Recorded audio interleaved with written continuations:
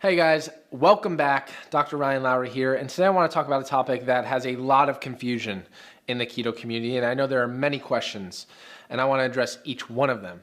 And that is about a very important topic, and one that's getting talked a lot about, and that is the truth about exogenous ketones, the science behind them, and what applications might they have, what are they, and what they are not.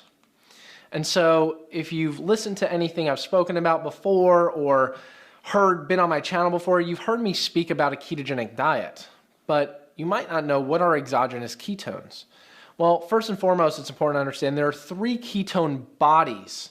That is acetone, which you breathe out, acetoacetate, which you excrete out in your urine, and there's beta hydroxybutyrate, or BHB, which you typically test in your blood, and that's the primary ketone body. So now that we know that, we need to understand and jump right into this of understanding that ketones being looked at as a superfuel or being looked at even via supplementation is not a new concept. In fact, the first study that was really ever done was in 1945. And this study by Lardy and Phillips looked at BHB improving oxygen efficiency and sperm motility in animals.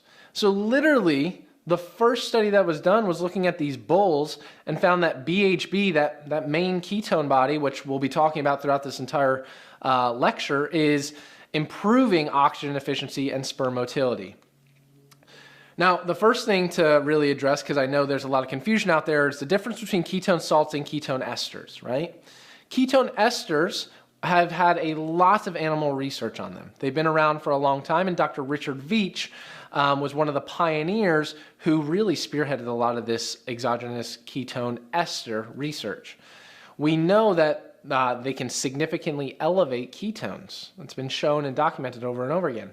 Some of the trouble with ketone esters are the taste. It tastes like jet fuel. It's a brutal taste due to the way it's made, and it's a liquid form versus ketone salts being more of a powdered form. They're expensive. It's difficult to make, and per serving, it could be upwards of $30 or $50 per serving. Many years ago, it was like hundreds or thousands of dollars per serving. And there's little potential for mass market. There's a potential for a clinical market, but very little potential for mass market with esters. Ketone salts are new and emerging and continuing to rise, right? There's cost-effective dosing if you're utilizing the right form, which we'll be talking about. They taste delicious, some of them, and they're on the market now, and they're easy to travel with. Some of the cons are that there's a big salt load that some are worried about because BHB is bound to mineral salts, sodium, calcium, and magnesium, which people shouldn't be worried about under normal conditions, and we'll discuss that at a different time. One company, Prove It, uses a natural R isomer in the keto nat. A lot of companies, and this is one of the cons, is that a lot of companies are selling low quality, ineffective material. And we'll touch on that at the end. Well, I mentioned the R isomer, so it's important before we jump into some of the science behind exogenous ketones. What are the differences? What are different isomers? What does that even mean?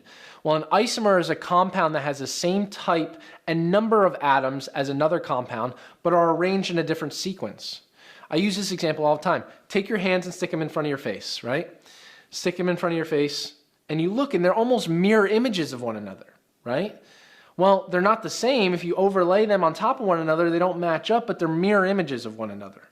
And that's really what the different isomers do.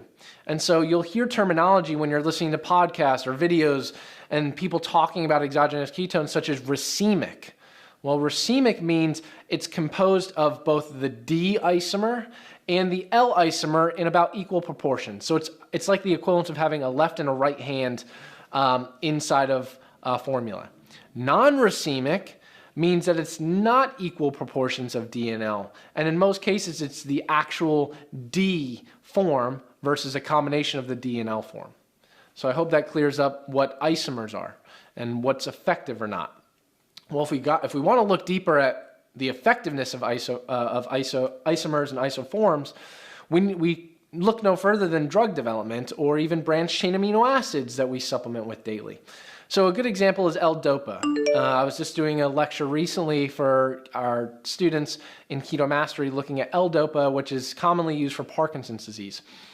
And there's a different one called D-DOPA, which never gets utilized. Why? Because it causes deficiencies in white blood cells and increases susceptibility to other infections. So with DOPA, the L form is the actual effective form that they utilize in Parkinson's. No one ever supplements with the D form because of it has complications. Another example is R-naproxen. We know that from Aleve, which is commonly utilized. It's used for pain, while S-naproxen, or the counterpart to R-naproxen, is a teratogenic because it's been shown to have pregnancy issues and issues with fetal development. So that's why you look at things like Aleve use the R form, not the S form. You'll hear me talk a lot about D and L or R and S. It's the same thing, it's just different nomenclature. R and D are the same, L and S are the same. So R-naproxen seems to be the effective form for Aleve. When you're taking amino acids, what do you utilize? You see this commonly on labels and supplements. L-leucine, right? You never hear of D-leucine or people supplementing with that. No, because L-leucine is the effective amino acid or the effective form of the amino acid that actually gets taken up and utilized by the body. And so it comes down to utilizing the right key, right? If you think about it like a key in a doorknob or a key in a door, right? Many keys on your key ring might fit in that lock, but only one key opens it up. And with exogenous ketones, that form that is actually the form that our body naturally makes and our cells can recognize is the R and D form. And we'll discuss that a little bit more, but the R and D form is the actual bioavailable form, whereas the S or L form is not. And that's shown here. Our bodies naturally produce, this is a study from 1982 showing that almost 100%, nearly 99% of what our bodies produce is DBHB. There may be a little bit of LBHB, maybe a little bit of LBHB, but our liver naturally on a ketogenic diet produces DBHB. And studies show that LBHB, if anything, gets converted over to DBHB, right? So it's not like it's having some unique property on its own, it's getting converted over. The isomers are used differently, and studies here show that the L isomer is actually favored for lipid synthesis, which we would not want, which is fat synthesis, and less favored for respiration, while the D isomer is favored for respiration and less favored for lipid synthesis, meaning that they get metabolized very differently, right? And again, like I said, LBHB likely just gets converted over to DBHB. If it's not being used as substrate for lipid synthesis, it's just getting converted over to the actual bioavailable form. So now that we understand the difference between salts and esters, we understand the difference between isomers, what's the actual effective isomer versus a non-effective isomer. The question that everyone's asking is, what do exogenous ketones do? Well, one, we know that ketones are a more efficient fuel than glucose. ATP is our body's energy currency, right? The more ATP our cells make, the more energy we have to function throughout our day. And per unit of oxygen, ketone-derived ATP derives more energy than glucose-derived ATP, meaning that running on ketones is more efficient or better for your energy levels, right? And I'll use the example so you know what I mean by efficiency, is imagine you're a runner, a long-distance runner. If you're efficient, when you're hitting the ground with your feet aren't staying on the ground very long. You kind of hit and come up. If you look at a really good runner, it's almost as if they're gliding when they're running. You look at someone who's very inefficient, like myself, who doesn't run very often and was a poor runner, they're like, doom, doom, doom. You hear them stomping. That's very inefficient. You're wasting a lot of energy, and you're not being as efficient as a runner who looks like they're gliding. The same thing goes with ketones versus glucose. So that's something to keep in mind.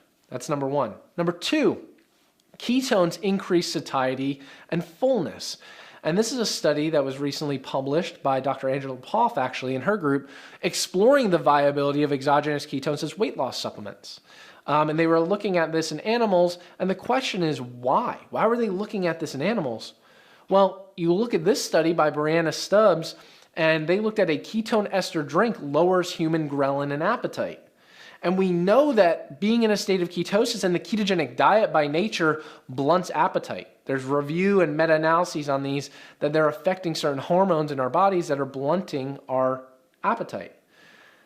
Ketones, exogenous ketones, have been shown to not only decrease hunger, decrease our desire to eat, but also increase our fullness. So there's huge potential there if done right and if done with the effective dose that we'll talk about later, that ketones may directly suppress appetite and lower ghrelin levels, perceived hunger, and desire to eat. Now, why is this important? In general, if you just think about most people who diet, there are studies looking at this, looking at long duration dieting. Well, when you look at long duration dieting, we gain more than a third of the weight back in a year and most of the weight back that we lose during a diet in 3 to 5 years. If you look at the recent study that was published on The Biggest Loser, most of them have suppressed appetites, and so they're starving after they're on that show and they regain a lot of that weight back. Even not on that show, we're seeing the same thing in studies. If we can help mitigate our appetite and take appetite back and put it in our control, that would be a huge thing. And we've seen this with studies on the ketogenic diet, where 6 months of ketogenic dieting was maintained up to 44 months, likely due to mitigating that because being in a state of ketosis helps suppress appetite. So people, despite them dieting down, aren't as hungry. So I guess the second benefit that I would talk on with exogenous ketones is that they help suppress appetite, help decrease hunger, help increase fullness, which is very, very important. 3, this is a study by our group, and we teamed up with our colleagues at Auburn University, looking at something known as caloric efficiency. And ketones may make you less efficient at storing calories. Now, what does that mean? Caloric efficiency is the amount of weight you gain over the amount of calories you consume. We know that the calories in, calories out thing, there's a lot more to it. So there are people who are more efficient at gaining weight and people who are a lot less efficient at gaining weight. Perfect example is we all know someone who looks at a cake, puts on 5 pounds, right? That's an exaggerated example, but that person is more efficient at storing calories. We also know the other person who could eat donuts and eat whatever, and they're shredded, and they're less efficient at storing calories. And so we did a study where we looked at a carbohydrate-based diet, carbohydrates plus exogenous ketones, a ketogenic diet, and a ketogenic diet plus exogenous ketones. And in a linear fashion, we saw a decrease in caloric efficiency, meaning they were less efficient at storing calories, which is a good thing, from carbohydrate to carbohydrate plus ketones to a ketogenic diet to a ketogenic diet plus ketones. So ketones may make you less efficient at storing calories. One of the ways that may be the case is through this next mechanism. Ketones have been shown to increase brown fat. So we know mitochondrial biogenesis, or the formation of new mitochondria, is very important.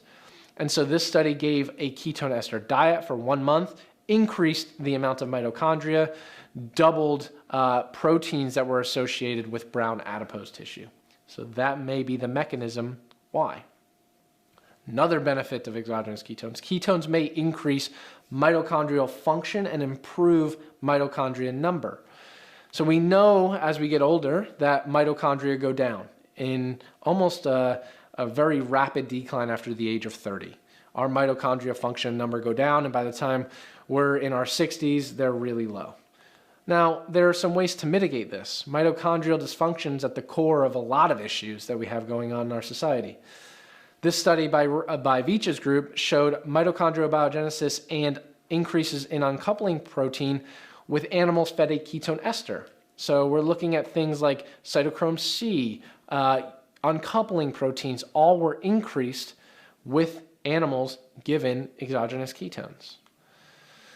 This is a more recent study by Parker et al. In 2018. BHB increased mitochondrial changes in skeletal muscle. Again, showing and confirming that ketones may improve and have been shown to increase mitochondrial function and number, which is very important. Another benefit is that ketones actually make us more insulin sensitive, which is very important. So you look at this original study back in the 50s, and they looked at changes in blood glucose metabolism when they infused BHB, and infusion of sodium BHB lowered blood glucose. On top of that, since then, we've seen studies in the 90s looking at ketone infusion improved insulin sensitivity by about 40%, decreased cortisol levels, and on top of that, suppressing food intake, which we've already discussed. A more recent study was looking at prior ingestion of an exogenous ketone ester mitigated or attenuated the glycemic response to an oral glucose tolerance test in young healthy individuals. What they did was they gave the ketone ester before a meal and before this oral glucose tolerance challenge, and they found that the ketone ester helped improve insulin sensitivity by about 11%. So exogenous ketones may be helping improve insulin sensitivity, which is very important. Dr. Veach and some of his colleagues did some work looking at ketones and heart function. There are studies looking at infusing the heart with ketones versus carbohydrate, and found that the heart that was infused with ketones had 28% greater efficiency in heart pumping action. And all those studies are cited here. And at the end of this, I will point to to a place where you can find all of these studies and more studies around this. Now, do ketones improve performance? So here's a recent study by our friend Dr. Malia Holland, where they took firefighters and they looked at a supplement containing RBHB for 7 days, just for a week, versus a placebo. And they basically put them on a treadmill at 60% of their VO2 max. They saw that ketones went up to about 0.6 after 30 minutes of ingestion. And on average, from the placebo to the ketone group, average heart rate during that work went down, which is important, right? Think about people who are going into our firefighters or people. You want to be able to help mitigate some of that increase in heart rate. They didn't look at direct performance, but this is an indirect indice that it may actually be helping heart rate, potentially through that mechanism that I talked about earlier with improving efficiency in the heart.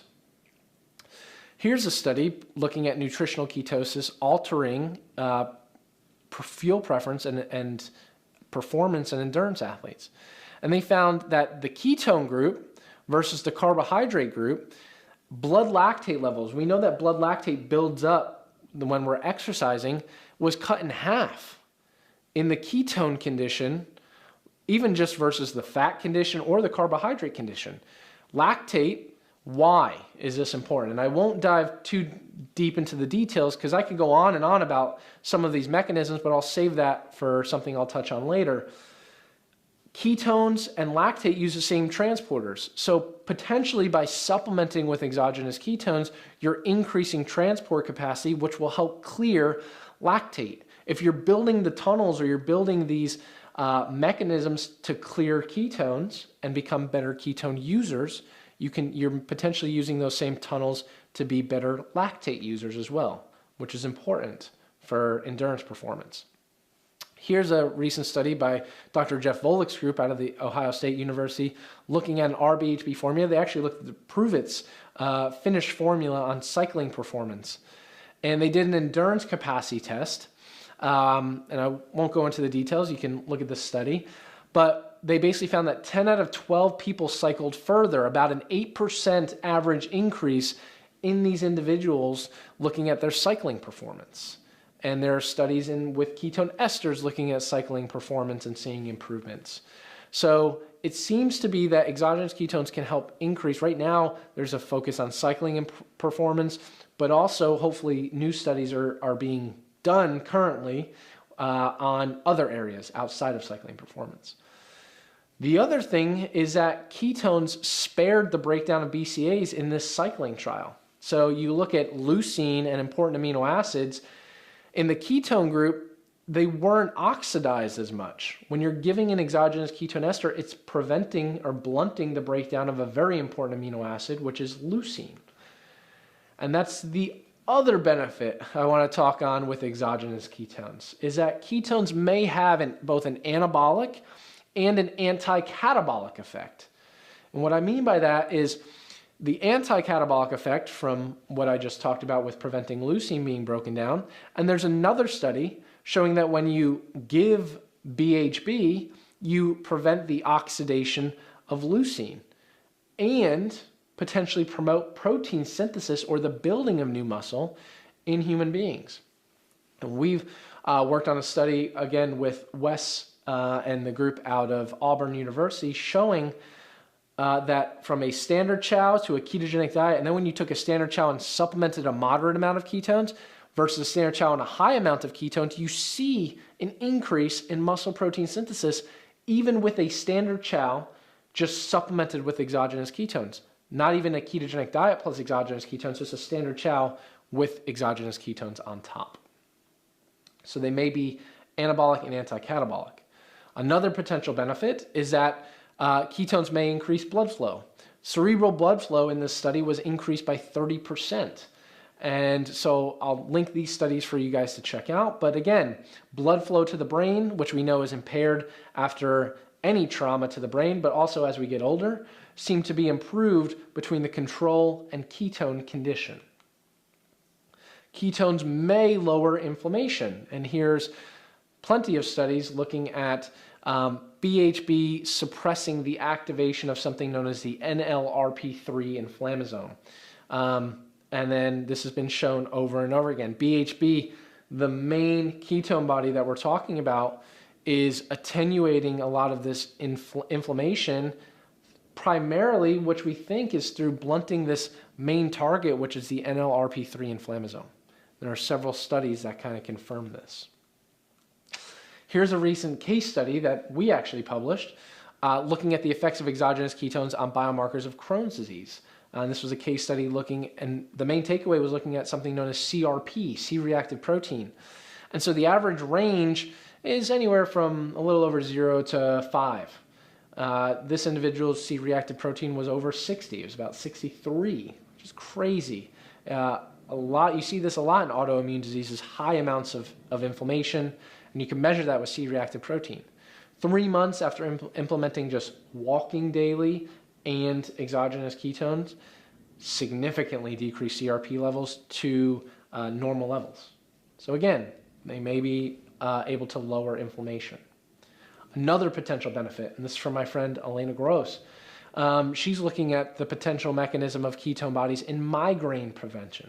And I'll show you all the different mechanisms by which she's alluding that BHB supplemental ketosis may be decreasing reactive oxygen species, may be having an effect on ATP, may be having effects on mitochondrial function, the microbiome, the digestive system, all which help mitigate some of the symptoms of migraines. She did a safety study looking at the effect of literally supplementing with exogenous ketones, and now she's into full-scale trials, and one of her case studies that she recently presented at a metabolic health summit was this proof of concept, not only looking at ketones over 2 months, but she compared 10 grams of DL-BHB, the mixed isomer, versus 10 grams of DBHB on symptoms or conditions of migraines, and she looked at the amount of days with migraines. Without BHB, you saw about 10 days in this proof of concept. With the mixture of the D and L isoform with BHB, it went down to 8, so some improvement. With the D form, you're down to 3.5. So again, a lot of it depends on the actual form that you're utilizing, but based on her research, there seems to have a lot of promise for migraines. Ketones have therapeutic potential for the aging and dysfunctional brain. We know as we get older that our brains are unable to utilize glucose as well. And this tends to start at around 30 years old and tends to go down. Our ability to utilize glucose in our brain significantly gets impaired. What happens if we provide the source through a ketogenic diet? We know, but what happens through exogenous supplementation? Well, one of the first studies was done in 2004, looking at a small elevation in ketones through MCT supplementation. And the bump only went up about 0.5 to 0.6 millimoles, which would likely be a lot higher with exogenous ketones, but they basically found a direct relationship between paragraph recall and serum BHB levels. So the greater the ketone levels in the blood, the greater the recall changes, or the better their brain or memory was working. And again, Dr. Stephen Cunnane, a good friend of ours, is seeing the same thing in individuals with Alzheimer's disease or healthy individuals. The plasma level of ketones is directly correlated between the amount that's getting taken up into the brain, right? So something that is just interesting to be aware of. Additionally, ketones may increase BDNF, brain-derived neurotrophic factor. And here's 2 studies looking at exercise. We know increase BDNF, and it's primarily through the ketone body BHB. And we know when we give BHB within a physiological range that it could promote BDNF expression in neurons and serve as a novel signaling factor, which we'll mention here shortly. So again, ketones may have benefits for this neuroprotective aspect, which is known as brain-derived neurotrophic factor.